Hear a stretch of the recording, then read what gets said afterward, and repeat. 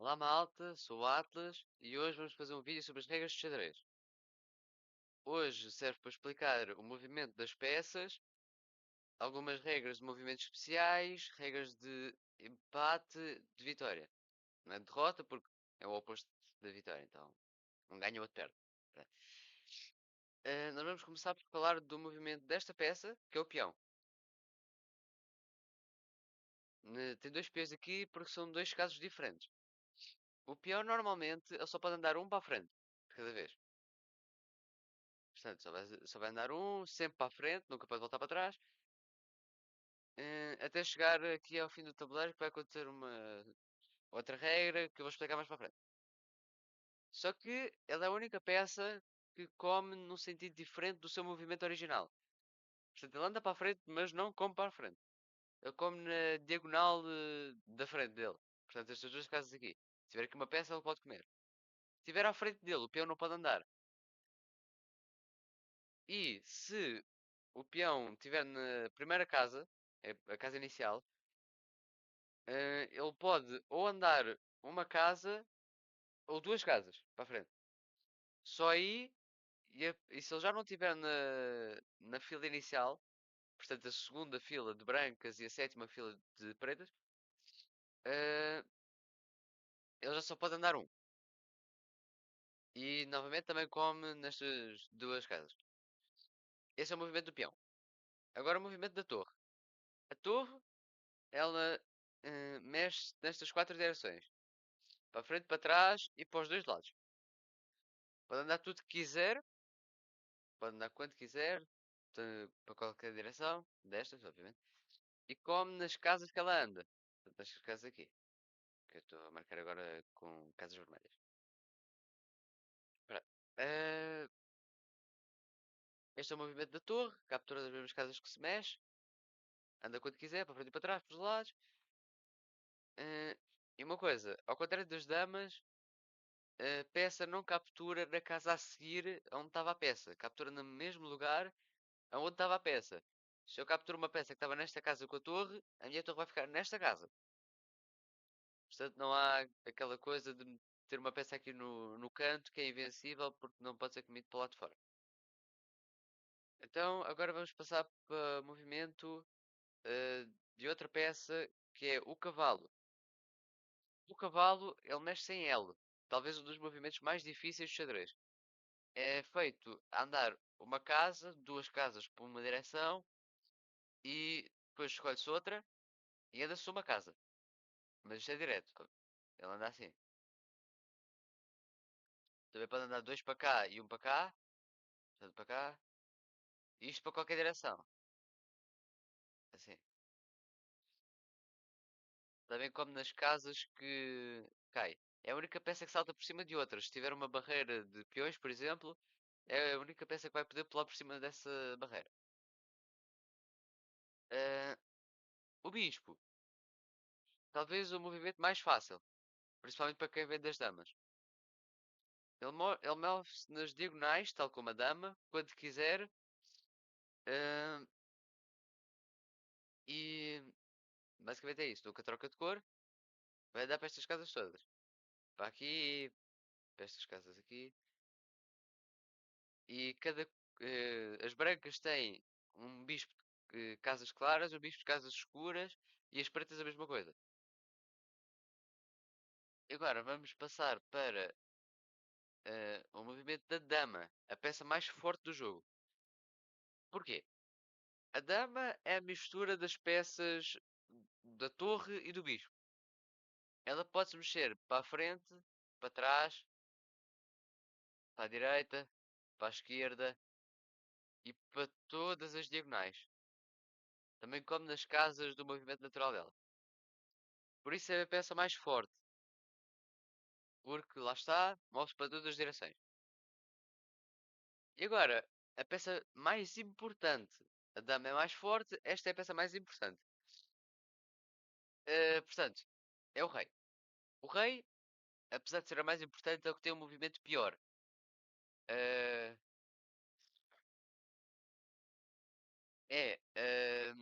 uma casa para todas as direções. Com uma dama, só que só anda uma casa. Mas pode andar para trás também. O peão é a única peça que não anda para trás. Ah, pronto. E agora nós vamos passar para algumas regras especiais. São elas o rock, a promoção e o ano passar. Portanto, o rock. O que é o rock? O rock é quando o rei e uma das torres está na casa inicial, não se pode ter mexido durante o jogo todo, mesmo que tenha saído e voltado para a mesma posição. Se andar para a frente e voltar já não dá para fazer. Ah, Pode ser feito para os dois lados, é. Ao contrário do que eu expliquei agora, que o rei só anda uma casa, neste caso em específico, para proteger o rei, ele anda duas casas em direção à torre e a torre passa por cima e fica na casa a seguir. Portanto, eu passo para cá, o rei, e a torre vai vir para cá. Este é o rock curto, porque é feito para o lado mais pequeno. Ahm, e também pode ser feito o rock longo. Duas casas do rei para a direção de torre e a torre vai passar por cima. Certo? Agora, eh, a promoção. Promoção é quando o peão chega à última fila e ele pode se transformar em qualquer uma destas quatro peças. Basicamente todas, à exceção do próprio peão e do rei. Pode vir para cá, escolhe-se qualquer uma destas peças. Não precisa ter morrido. Pode ser peças extra, posso ter duas damas em jogo. Ou mais. Ahm, e ver essa peça. O peão chega à última casa e transforma-se noutra peça. É assim que funciona a promoção. Calculo que seja a regra especial mais simples. E agora vai ser a mais complicada, o ano passado. Como eu disse, as- os peões capturam nas casas na sua diagonal à frente, certo? Mas este é um caso especial em que, avançando o peão duas casas para a frente e fica ao lado do peão do nosso adversário, ah, é como se nós só tivéssemos andado uma casa. Por exemplo, para aqui, né? E imediatamente nessa jogada, o nosso adversário pode meter o peão à frente do nosso e comer a nossa peça. Como se o nosso peão só tivesse andado um. Isto só pode ser feito imediatamente na jogada a seguir. Se eu joguei isto para cá e o meu adversário, vamos imaginar que ele tinha aqui uma dama aqui, e ele jogasse para cá, ele perdia a jogada que tinha para fazer. No próximo lance que ele pudesse jogar, ele já não podia fazer essa jogada que é o ano passado. Ahm, Isto não é muito usado em jogos, ao contrário das outras regras, mas é bom saber porque às vezes pode ser uma vantagem a mais sobre o nosso adversário. Agora, são as regras de vitória. Nós temos o cheque e o checkmate. O que é um cheque? Um cheque é quando o nosso rei está ameaçado por outra peça. Por exemplo, aqui a dama, estou já de. Se a dama viesse para cá, ela teria ameaçado de comer o meu rei. E oferecer o rei é falta. Eu tenho de fugir como o rei ou bloquear com alguma peça. Se eu tivesse aqui uma torre, eu poderia bloquear aqui. Ou outra peça qualquer. Se tivesse aqui um cavalo, podia bloquear aqui e pronto. Ah, mas eu tenho de proteger o meu rei obrigatoriamente. E o que é um checkmate? O checkmate é quando nós damos um cheque, mas o rei não tem saída. Ele não pode fugir para nenhum lado. Por exemplo, se eu jogar agora aqui, isto é um checkmate, porque se eu vier para cá, a torre come. Se eu vier para cá ou para cá, a dama vai comer. Eu estou em cheque e não tenho lugar para onde sair, nem peça que eu possa usar para bloquear. Portanto, é checkmate. Pronto. Refogamento é parecido com o checkmate, mas é um empate. Quando, vamos imaginar que, pronto, aqui, e a dama do nosso adversário vai tentar nos tirar espaço. Vai jogar aqui. Isto é um empate por afogamento. Isso significa o quê? Significa que o meu rei, apesar de não estar em xeque, não tem saídas e eu não tenho outra jogada que eu posso fazer. Por exemplo, tenho aqui um peão, mas ele está bloqueado pelo outro que está aqui à frente. Eu não tenho nenhuma jogada possível, então é empate. Porque eu não estou em xeque. Se eu tivesse em xeque e não tivesse nenhuma jogada a fazer, era checkmate. Agora é insuficiência de peças. Ignora o facto de ter 3 reis aqui, é porque são 3 situações diferentes. 3 reis não, né? 3 reis de cada cor, são 6 reis. Mas pronto. Insuficiência de peças é o quê? Insuficiência de peças é quando não existem peças suficientes para dar checkmate. Por exemplo, se tiver um rei contra um rei, é impossível dar um checkmate. Se tiver um rei contra um rei e um cavalo, também é impossível dar checkmate. E se tiver um rei contra um rei e um bispo, também é impossível dar checkmate. Se qualquer um destes reis, tirando neste caso, pronto, se aqui tivesse uma outra peça, ou aqui tivesse uma outra peça, ainda era possível dar checkmate. Pronto, depende dos casos, mas pronto. Normalmente são estes os principais casos em que é empate por insuficiência de peças. Agora, tripla repetição. Tripla repetição é o quê? É quando a repetição de lances no jogo todo acontece 3 vezes do tabuleiro ficar exatamente igual. Por exemplo, nós estamos nesta posição, aqui esta peça exatamente nesta posição. Eu vou jogar para aqui, o rei dele vem para aqui, eu jogo para aqui, o rei dele joga para aqui. Segunda vez que nós estamos nesta posição, agora eu vou jogar para aqui, ele joga para aqui, eu jogo para cá, ele joga para aqui, é empate. Foi tripla repetição, a posição ficou igual durante o jogo todo, não precisa de ser seguido. Ficou exatamente igual 3 vezes durante o jogo todo. Portanto, isso é empate, para não ser um jogo infinito, né? É empate hum, e ninguém ganha L, pronto, que é a pontuação do xadrez. Agora, regra dos 50 lances. Pode-se aplicar a mesma coisa. Por exemplo, se eu jogo para aqui, ele joga para aqui, eu jogo para aqui, ele joga para aqui, eu jogo para aqui, ele joga para aqui. Aí, eu jogo para aqui, ele joga para cá, jogo para aqui. Pronto, e ficamos assim, a andar durante bastante tempo.